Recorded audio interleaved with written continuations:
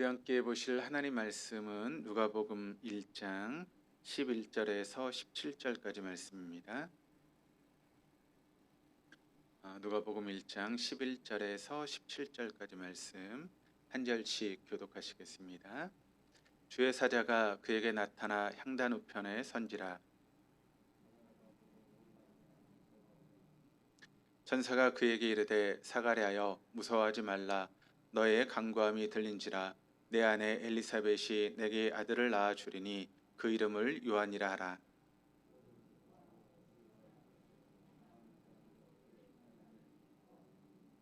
이는 그가 주 앞에 큰 자가 되며 포도주나 독한 술을 마시지 아니하며 모태로부터 성령의 충만함을 받아.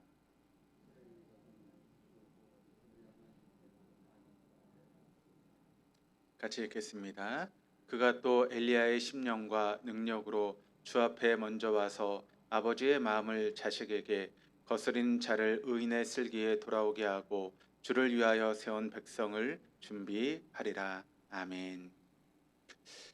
우리 옆에 있는 분들하고 인사하시겠습니다. 하나님께서 우리와 함께 계십니다.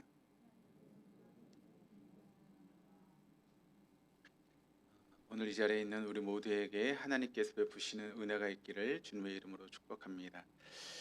우리가 계속 누가복음 1장 11절에서 17절까지 말씀을 보고 있는데 그 자신의 반차를 통해서 제사장의 직분을 감당하고 있었던 사가랴에게 향단에 이제 분향하는 그런 직분이 주어지게 됩니다. 그래서 향단에 들어가서 이제 분향을 하기 위해서 섰을 때 그 우편에 천사가 서 있는 것을 보게 되죠. 그 향단 옆에 천사가 서 있는 것을 본 것이 사가랴에게는 큰 놀라운 일이었을 것입니다. 그런데 그 천사가 했던 이야기 역시도 사가랴에게는 큰 놀라움으로 다가왔죠. 어떤 이야기를 여러분 천사가 사가랴에게 했습니까? 지금 사가랴와 엘리사벳은 육체의 기능으로는 자녀를 낳을 수 있는 그런 소망이 끊어진 상태입니다.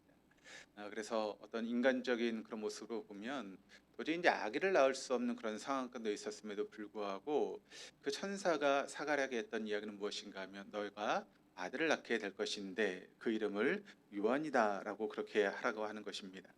그런데 너를 통해서 낳게 될 그 요한이라고 하는 자녀가 많은 사람들에게 기쁨을 주게 될 것이다라고 하는 것을 이야기를 하죠.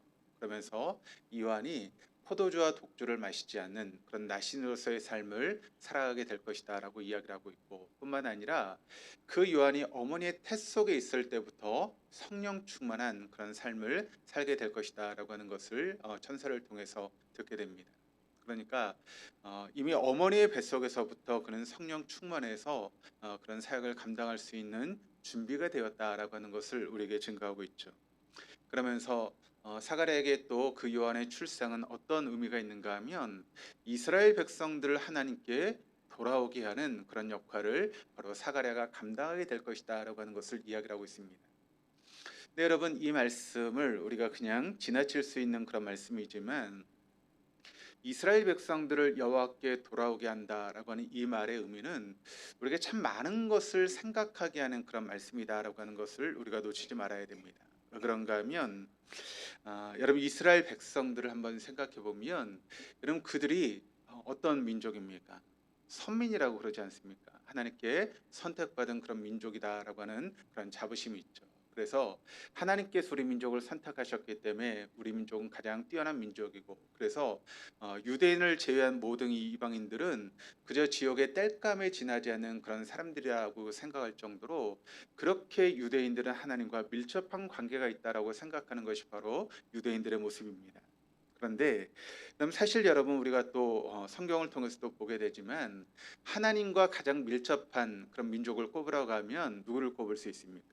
바로 유대인들을 꼽을 수 있지 않습니까? 그래서 우리가 보고 있는 성경의 말씀도 마찬가지입니다. 여러분 성경의 말씀이 뭘 기록한 말씀이죠? 뭘 기록하고 있습니까?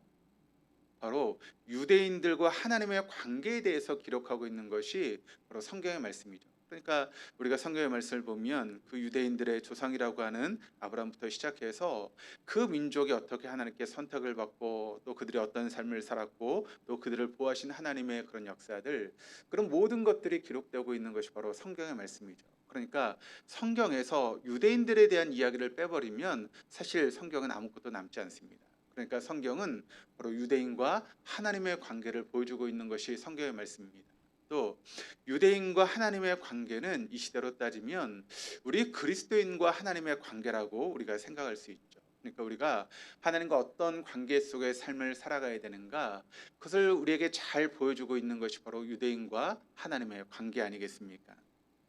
그래서 유대인들의 그 이야기, 그러니까 이스라엘 백성들의 그 이야기는 곧 우리가 하나님을 따르고 예수님을 따르고 있는 우리들의 이야기라고 우리가 그렇게 이야기할 수 있는 것입니다. 그런데 그렇게 유대인들이 오랜 시간 동안 하나님과 교제하고 또 하나님이 선택했던 그런 백성이라고 생각하고 또 자신들 나름대로는 하나님 앞에 최선을 다해서 제사를 드리고 또 신앙생활하고 있다라고 생각하고 자부심을 가지고 있는 그 유대인들에게 천사는 어떤 이야기를 하고 있는가 하면 그 이스라엘 백성들이 하나님께 돌아오게 하는 그런 역할을 감당하게 할 것이다 라고 하는 이야기를 하고 있습니다. 여러분, 그 의미는 어떤 의미입니까? 그럼 지금 이스라엘 백성들과 그 유대인들과 하나님의 관계가 어떤 관계라는 거예요? 어떤 관계입니까? 지금 하나님으로부터 유대인들이 벗어난 거잖아요. 그러니까 하나님께 돌아오게 하는 그 역할을 세례 요한이 감당하게 된다라고 하는 것 아니겠습니까? 아니, 어떻게 그럴 수 있습니까? 유대인들이 이렇게 제사를 드리는데요, 우리 하나님 앞에 최선을 다해서 그렇게 신앙생활하고 그들이 여러분 하나님의 율법을 지키기 위해서 얼마나 애를 쓰고 노력합니까? 하나님의 그 율법 10계명을 613개의 그런 계명으로 나누어서 그들을 지키고 또 최선을 다해서 그 믿음을 지키고 살아가는 것이 유대인들의 모습인데, 아니 그렇게 제사를 드리고 믿음 생활하는 그 유대인들이 하나님께 벗어났다, 하나님을 떠났다. 그래서 그들이 하나님께 돌아오게 하는 그런 역할을 세례 요한이 해야 된다라고 그렇게 이야기를 하고 있다면, 그럼 그건 우리도 마찬가지 아니겠습니까? 지금 우리가 하나님 앞에 예배를 드리기 위해서 이 자리에 나왔습니다. 또 주일이면 우리가 주님 앞에 예배하고 또 새벽마다 새벽 기도에 나와서 기도하고 또 하나님께 예배하고 또 얼마나 많은 하나님 앞에 봉사의 삶을 살아갑니까? 지금 살아가는 삶이 참 퍽퍽하고 힘든데 최선을 다해서 여러분 헌금 생활도 하고 그렇게 삶을 살아가고 있는데, 그런 우리를 향해서 하나님이 어떤 평가를 내릴 수 있는가 하면 너희가 하나님으로부터 벗어났다라고 하는 그런 평가를 받을 수 있다라고 하는 것입니다. 그럼 만약 제가 여러분에게 우리 뭐 집사님이 되었든 뭐 권사님이 되었든 장로님이 되었든 다시 하나님께로 돌아오셔야 됩니다라고 이야기를 한다면, 여러분 그런 말을 들으시면 여러분 어떠실 것 같으세요? 아, 목사님 제가 그렇게 살았네요. 제가 이제부터라도 하나님께 돌아가겠습니다. 그런 말씀하시겠어요? 아니 뭐라 그러시겠어요? 아니 목사님 무슨 말씀하십니까? 내가 이렇게 열심히 신앙생활하는데 무슨 그런 얘기를, 그런 악담을 퍼붓습니까? 라고 그렇게 이야기할 수 있잖아요. 그럼 유대인들에게 지금 이런 이야기를 한다면 유대인들은 그 말을 받아들였을까요? 유대인 역시도 그 말을 받아들일 수 없죠. 왜냐하면 그들 나름대로는 최선을 다해서 지금 신앙생활하고 열심히 믿음 생활하고 있다고 생각을 하고 있는데, 그런 이야기를 한다면 내 믿음이 잘못됐다라고 하는 이야기잖아요. 그러니까 그 말에 대해서 어느 한 사람도 수긍할 수 없는 그런 이야기일 텐데, 그러면 여러분 천사가 했던 이야기가 잘못된 이야기입니까? 아니죠. 천사가 거짓말을 할 수도 없고 또 할 필요도 없는 것이겠죠. 그러면 뭔가 그들이 이제 하나님으로부터 벗어났기 때문에 천사가 그런 이야기를 하고 있는 것이죠. 그러니까 여러분, 우리가 오랜 시간 동안 하나님을 믿어왔을지라도, 그리고 우리가 서 있는 그 자리가 하나님 앞에 서 있다라고 생각하는 그런 삶을 우리가 살아간다 할지라도, 우리가 서 있는 자리가 하나님 앞에 서 있는 자리가 아닐 수도 있다라고 하는 것을 우리는 놓치지 말아야 됩니다. 그래서 오늘 말씀을 통해서 유대인들에게 이야기하고 있는 이 이야기는 우리에게 또 주어지는 그런 이야기일 수 있다는 것입니다. 그래서 언제나 우리가 지금 서 있는 자리가 어떤 자리인지를 항상 점검해야 됩니다. 과연 나는 하나님 앞에 서 있는가? 아니면 내가 하나님 앞에 서 있다고 생각했는데 여전히 내 생각과 내 방법으로 서 있는지, 아니면 세상 사람들이 주가는 그런 삶의 자리에서 내가 서 있는 것은 아닌가, 항상 우리의 그 삶의 자리를 점검할 필요가 있다라고 하는 것을 오늘 말씀을 통해서 우리가 발견하게 되는 것이죠. 그래서 요한은 그 이스라엘 백성들을 하나님께 돌아오게 하는 그런 사역을 감당하는 그런 삶을 살아가게 되는데, 또 무엇이 있었는지를 오늘 본문 17절 말씀이 우리에게 증거하고 있는데 같이 한번 읽어보시겠습니다. 그가 또 엘리야의 심령과 능력으로 주 앞에 먼저 와서 아버지의 마음을 자식에게, 거스리는 자를 의인의 슬기에 돌아오게 하고 주를 위하여 세운 백성을 준비하리라. 자, 요한에 대해서 이야기를 하면서 요한을 뭐라고 표현하고 있는가 하면 엘리야의 심령과 능력으로라고 이야기를 하고 있습니다. 그러니까 요한에게는 엘리야의 심령과 능력으로 그렇게 예수님의 길을 준비하는 그런 삶을 살게 될 것이다라고 하는 것을 이야기를 하고 있죠. 하나님께서 이제 그리스도가 이 땅에 오시게 될 텐데, 예수 그리스도가 오시기 전에 바로 이런 세례 요한을 통해서 모든 것들을 준비하게 된다는 것입니다. 그래서 그 세례 요한이 모든 것을 준비하고 그 뒤로 예수님께서 그 길을 따라 오시게 된다라고 하는 것을 이제 말씀하고 있는 것이죠. 그런데 여기 이제 요한에 대한 이야기를 하고 있는데 또 엘리야에 대한 이야기를 하고 있습니다. 그런데 요한이 되었든 엘리야가 되었든 공통점이 있습니다. 어떤 공통점이 있었는가 하면 그들이 살고 있었던 그 시대가 그다지 믿음의 시대가 아니었다라고 하는 그런 공통점이 있다는 것이죠. 여러분, 요한이 이제 태어나는 그런 시대를 한번 보면, 물론 이제 예수님이 오시는 그런 시대이긴 하지만 이스라엘 백성들의 입장에서 보면 여러분 어떤 시대인가 하면, 말라기 선지자 이후로 여러분 이스라엘 땅에 뭐가 있었는가 하면 400년 동안 하나님의 어떤 역사도 또 하나님 보신 선지자도 없는 그런 시대였습니다. 그래서 우리가 그것을 신구약 중간 시대라고 그렇게 이야기를 하는데, 구약의 시대가 끝나고 이제 신약 예수님 오시기까지 한 400년의 시간 동안 하나님의 음성이 들리지 않는, 또 하나님의 역사가 보이지 않는 그런 시대 가운데 있었다는 것이죠. 그러니까 여러분, 그 시대가 얼마나 암흑의 시대이겠습니까? 물론 이제 사회 경제적으로 봐도 암흑의 시기이지만 신앙적으로 보면 그 시대는 정말 암흑의 시대였습니다. 하나님의 역사도 하나님의 일하심도 보이지 않는 어떤 영적으로 보면 암울한 암흑의 시대가 바로 요한이 태어났을 때 그런 시대였다는 것이죠. 그렇다면 엘리야의 시대는 또 어떤 시대였습니까? 그때 여러분 엘리야가 사역했던 시대의 여러분 왕이 누구였죠? 아합이라고 하는 그런 왕 아니겠습니까? 또 그 아합의 여러분 부인이 누구입니까? 이세벨이라고 하는 가장 악한 여자, 그 이세벨이 바로 아합의 그런 부인으로서 이스라엘을 다스리고 있었던 그런 시대 아니겠습니까? 그래서 이세벨이 이제 그 왕비로 이제 등극을 하게 되면서 바알 신앙이 들어오게 되었고 수많은 산당들이 세우게 되었으며, 영적으로 가장 암흑의 시대가 바로 엘리야의 시대였다라고 하는 것을 우리가 알고 있습니다. 그러니까 요한의 시대나 엘리야의 시대나 영적으로 참 암흑의 시대를 보내고 있었던 그런 공통점을 우리가 발견하게 됩니다. 요한이 세례를 받으러 나온 사람들에게 했던 이야기가 누가복음 3장 7절에서 9절까지 말씀을 통해 나타나고 있는데 이렇게 증거합니다. 우리 한번 같이 한번 읽어보실까요? 요한이 세례 받으러 나오는 무리에게 이르되, 독사의 자식들아, 누가 너희에게 일러 장차올 진노를 피하라 하더냐? 그러므로 회개에 합당한 열매를 맺고 속으로 아브라함이 우리 조상이라 말하지 말라. 내가 너희에게 이르노니 하나님이 능히 이 돌들로도 아브라함의 자손이 되게 하시리라. 이미 도끼가 나무 뿌리에 놓였으니 좋은 열매 맺지 아니하는 나무마다 찍혀 불에 던져지리라. 자, 요한, 그러니까 세례 요한이 어떤 역할을 감당했는가 하면 이스라엘 백성들에게 회개의 세례를 베풀지 않았습니까? 그래서 많은 사람들이 이제 세례 요한에게 세례를 받으러 나오는 그런 모습이 있었죠. 그런데 자신에게 세례를 받으러 나오는 이스라엘 백성들을 향해서, 그 무리를 향해서 요한이 어떤 이야기를 하고 있습니까? 독사의 자식들아라고 하는 이야기를 하고 있습니다. 여러분, 이것은 이스라엘 백성들이 들을 수 있는 가장 심한 욕이죠. 독사의 자식들. 그런 이야기를 지금 세례 요한이 자신에게 세례를 받으러 나오는 사람들에게 이야기하고 있다는 것입니다.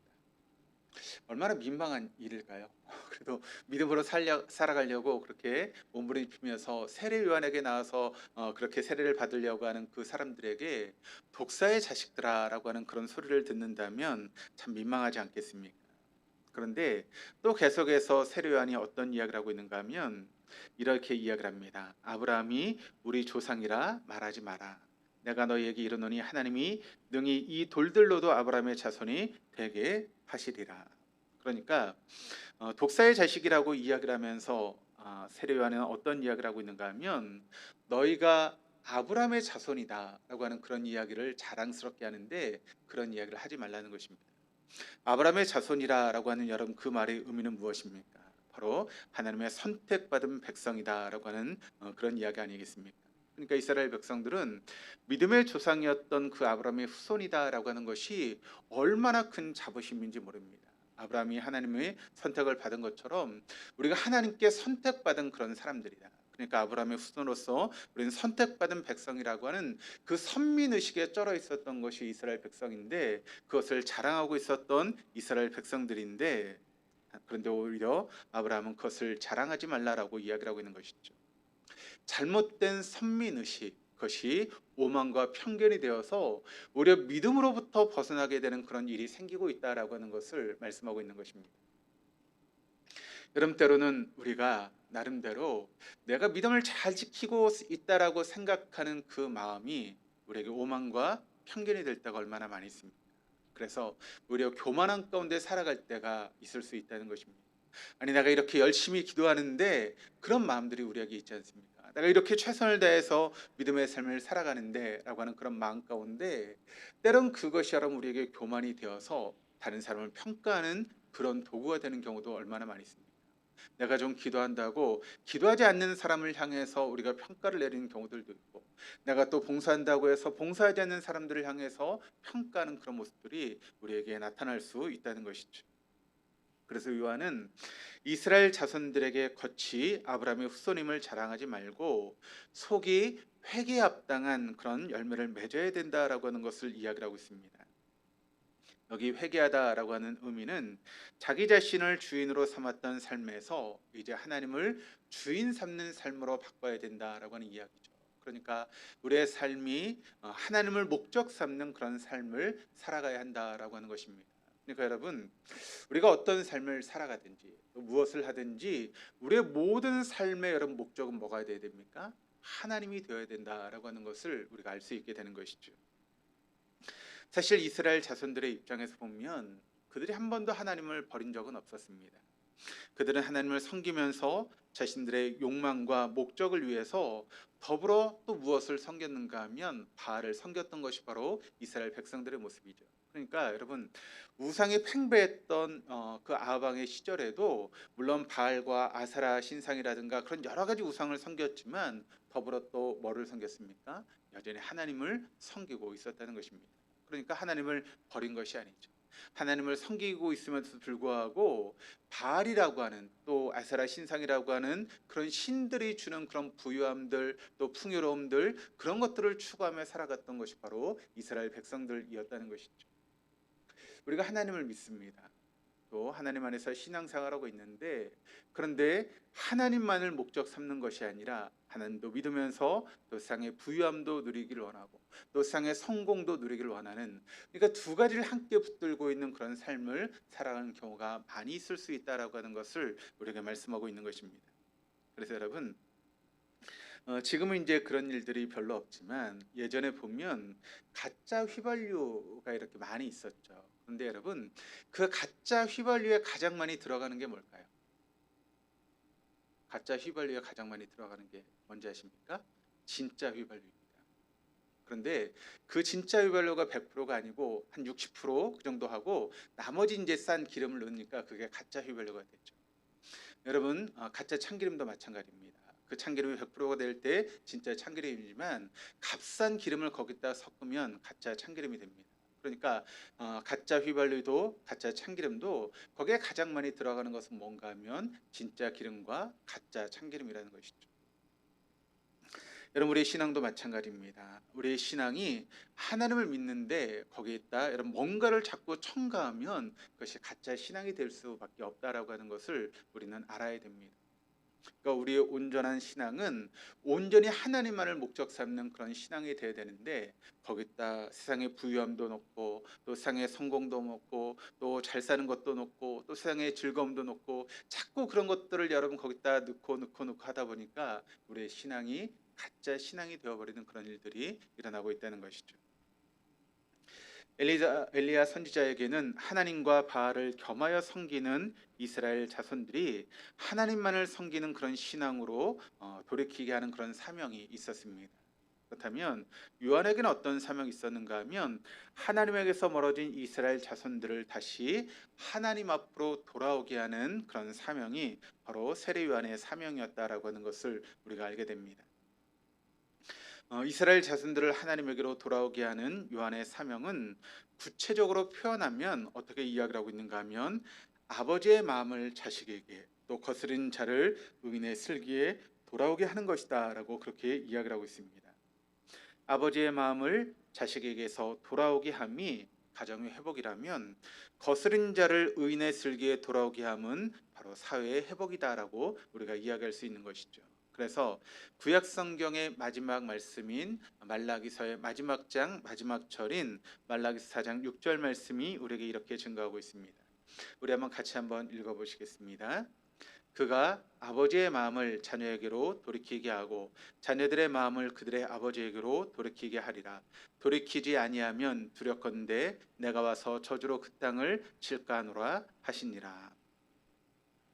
하나님이 엘리야를 보내시는데 그가 아버지의 마음을 자녀에게 돌이키게 하고 자녀의 마음을 아버지에게 돌이키게 한다라고 말씀합니다. 그런데 누가는 요한의 사역이 아버지의 마음을 자식에게 돌아오게 할 것이다 라고 하는 것을 말씀하고 있는 것입니다. 자식에게서 떠난 아버지의 마음, 어머니의 마음은 돌아와야 되는 것 아니겠습니까? 또 부모에게서 떠난 자식의 마음이 돌아야 함은 두말할 필요가 없을 것입니다. 자식에게 있어서 여러분 부모는 최후의 보루와 같지 않습니까? 그래서 다른 사람은 다 우리 자식을 외면하고 또 손가락질 한다 할지라도 여러분 끝까지 그 자식을 품는 것은 부모이지 않습니까? 혹시 자기의 생명을 잃을지라도 자식의 생명을 살리기 위해서 자신의 목숨을 내놓는 것이 여러분 부모의 모습 아니겠습니까? 그래서 예전에 어떤 이제 기사를 보게 되면 이런 기사가 있었습니다. 전북 부안의 한 주택가에 화재가 발생했습니다. 그런데 그 집에 이제 누가 있었는가 하면 세 아들을 두고 있는 어머니가 그 집에 있었죠. 그래서 불이 나게 되어서 그 어머니가 자식들을 이제 대피시키는 것입니다. 첫째 아들을 데리고 나오고 또 둘째 아들을 데리고 나왔는데 셋째 아들이 이제 그 불 속에서 나오지 못한 것입니다. 그런데 그 침실 옆에 셋째 아들이 있는 것을 알게 되었고 어머니가 그 불 속을 헤집고 그 불 속에 들어갔습니다. 근데 그만 나오지 못하게 되었습니다. 그래서 어머니와 막내가 죽는 그런 사건이 벌어지게 된 것이죠. 참 안타까운 일입니다. 근데 만약 여러분 그 불이 너무 심해서 만약 그 어머니가 그 불 속으로 들어가지 못해서 막내 아들을 구하지 못하고 자신이 살았다면 그럼 그 어머니는 어떤 삶을 살았을까요? 생명이 있어서 이 땅에 더 삶을 살아갈 수 있지만 평생 그 자식을 구하지 못했다라고 하는 자책감 때문에 살아도 산 것이 아닌 그런 삶을 살아갈 수밖에 없었겠죠. 또 어떤 일이 있었는가 하면 비정한 아버지에 대한 이야기인데 21살 대학생 아빠가 경제적으로 너무 힘이 들다 보니까 자기가 태어났던 자녀가 7개월이 되었습니다. 그런데 그 자녀 7개월이 된 그 딸을 입양 보내겠다라고 하는 그런 글을 인터넷에 올렸습니다. 그랬더니 그 글을 보고 어떤 분이 이제 입양하겠다라고 그렇게 이제 답장을 보낸 것이죠. 그랬더니 여러분 그 대학생 아버지가 어떻게 했을까요? 자식을 입양 보내는 대가를 달라, 그러니까 돈을 달라고 그렇게 이야기를 했다는 것입니다. 자식을 입양 보내는 것도 참 못쓸 지인데 그 자식을 보내면서 그 상대에게 돈을 달라라고 하는 그런 이야기를 했다라고 하는 그런 기사를 읽은 적이 있습니다. 참 비정한 그런 부모의 모습이 있죠.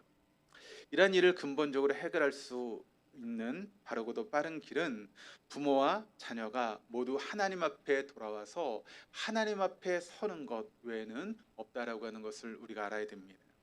자기 자신을 다른 사람과 비교하는 상대적인 존재가 아니라 하나님과 자신 외에 그 아무것도 옆에 세우지 않고 절대적인 그런 관계 속에서 하나님을 바라볼 수 있는, 또 하나님과 자신의 관계 속에서 자신의 가치를 되찾는 그런 일들이 우리에게 필요하다라고 하는 것이죠. 가정의 일원이 스스로 하나님 앞에 서게 되어 가정이 회복되는 일이 일어나면 거스르는 자가 의인의 슬기에 돌아오는 사회적인 회복도 자연스럽게 이루어지게 될 것입니다. 그러므로 아무리 가정이 깨어진 가정이 된다 할지라도 그 가정에 있는 부모와 자식들이 온전히 하나님 앞에 서는 그런 시간이 된다면 그 가정은 놀라운 회복의 역사가 일어나게 되는 것 아니겠습니까? 당시 이제 세례 요한이 태어났던 그 당시의 모습을 보면 이 이스라엘 이제 가정들 가운데 많은 가정들이 깨어지는 그런 일들이 벌어졌다고 합니다. 왜 그런가 하면 부모들은 로마 제국과 결탁하고 자식들은 열심당의 일원이 되어서 형은 바리새파에 붙고 아우는 사도가파에 속해서 그렇게 이제 각자 삶을 살아가다 보니까 그 유대인의 많은 가정들이 사분오열되는 그런 일들이 세례 요한이 태어났을 당시에 이스라엘 백성들의 가정이었다라고 그렇게 이야기를 합니다. 그래서 가정의 분열은 곧 사회 분열과 같았던 것이죠. 로마 제국과 결탁하든 혹은 열심당의 일원이 되든 사도계파나 혹은 바리새파에 속하게 되든 어느 쪽에 있든지 그들 모두가 하나님 앞에 향하지 않는다라고 하는 그런 공통점이 있었다라고 하는 것입니다. 그들은 모두 하나님 보시기에 거스른 자와 같았습니다.